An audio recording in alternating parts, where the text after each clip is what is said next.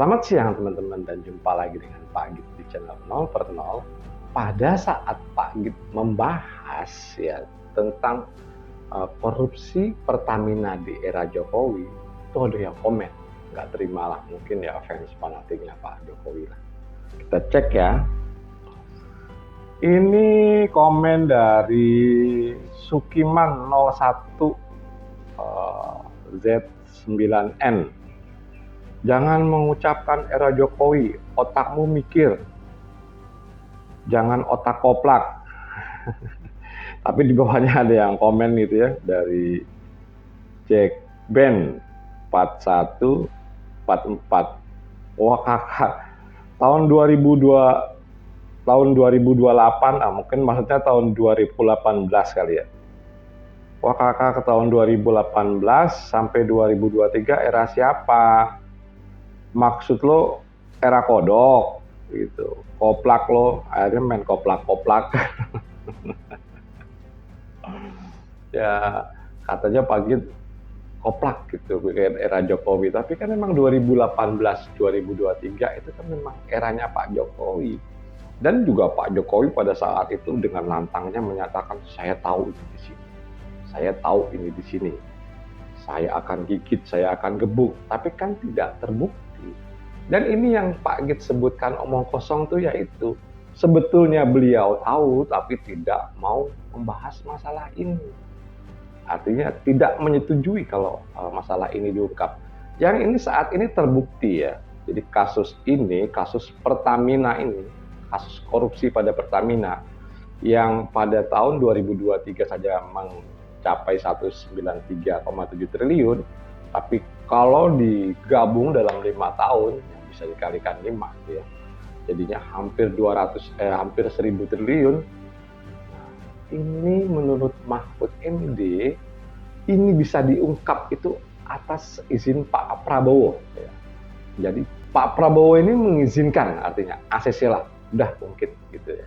Maksudnya dinaikin kasusnya. Nah, dalam hal ini kita juga menghargai atau mengapresiasi kepada Pak Prabowo. Entah itu motif apa di baliknya kita nggak tahu ya, mungkin nanti Pak Git akan uraikan lah kira-kira motifnya seperti apa. Dan berterima kasih juga mengapresiasi kepada Jaksa Agung. Ini nggak mudah teman-teman, mengungkap kasus sebesar itu tuh atau mega korupsi ini nggak mudah. Di situ udah banyak backingannya, kencang-kencang lah, kita tahu gitu.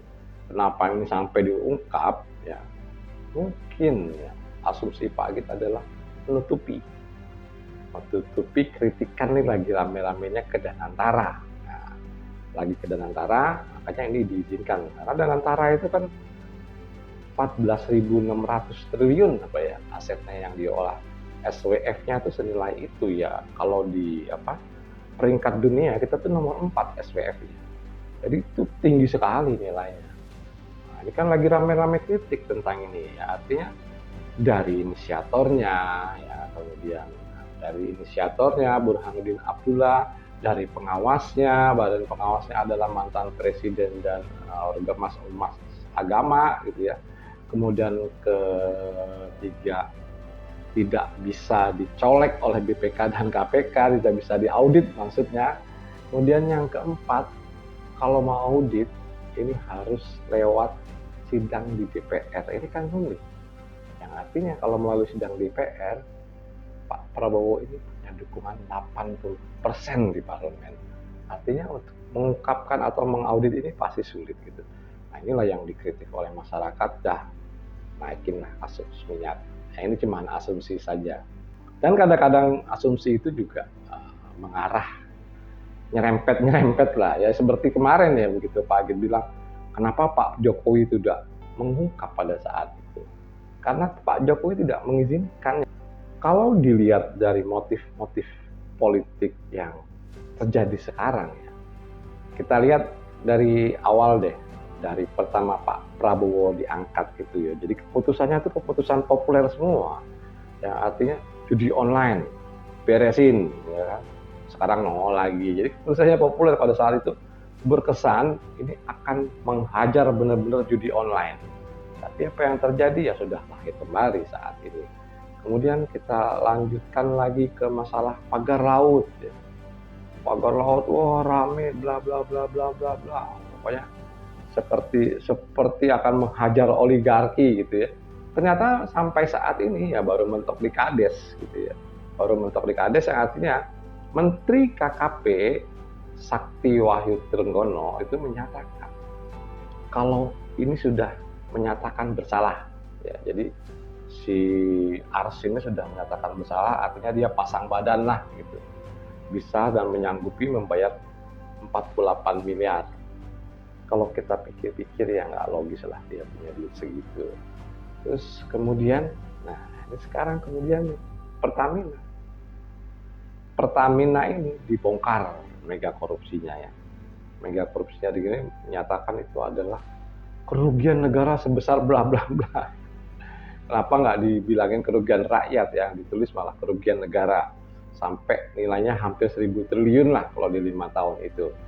Nah ini tuh bukan kasus yang kecil teman-teman, dimana di situ banyak yang bermain dan pasti banyak oknumnya gitu yang bermain.